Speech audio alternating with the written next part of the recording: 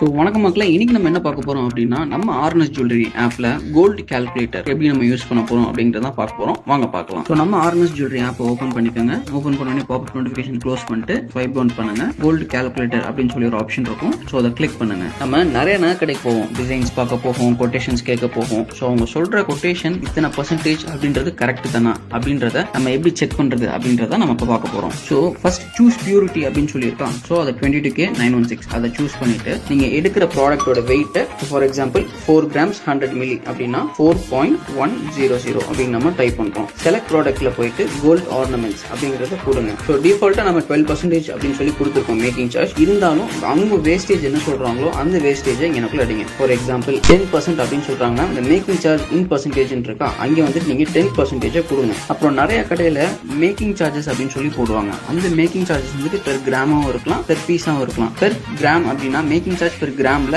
அவங்க என்ன அமௌண்ட் சொல்றாங்களோ அந்த அமௌண்ட்டை டைப் பண்ணிருங்க. இல்ல பெர் பீஸ் அப்படின்னு சொல்றாங்கன்னா ஸ்டோன் சார்ஜஸ்ல அந்த அமௌண்ட்டை டைப் பண்ணிருங்க. ஃபார் எக்ஸாம்பிள் இந்த பீஸுக்கு 500 rupees அப்படின்னு சொல்றாங்கன்னா அந்த ஸ்டோன் சார்ஜஸ்ல 500 rupees அப்படின்னு சொல்லி டைப் பண்ணிட்டு இப்ப கால்குலேட் அப்படிங்கறத கொடுங்க. சோ நீங்க கால்குலேட் கொடுத்துட்டீங்க அப்படின்னா ஆட்டோமேட்டிக்கா ஜிஎஸ்டி இன்பில்ட்டோட உங்களுக்கு கால்குலேட் ஆகி வித் ஜிஎஸ்டி அப்படியே உங்களுக்கு காமிச்சிடும் பில்ல. ஸோ நீங்க எவ்வளவு பெரிய ஷோரூம் போனாலும் சரி, நம்ம கால்குலேட்டர் யூஸ் பண்ணி அவங்க சொல்ற பர்சன்டேஜ் கரெக்ட் தானா அப்படின்றத ஒரு சின்ன ட்ரை பண்ணி பாருங்க.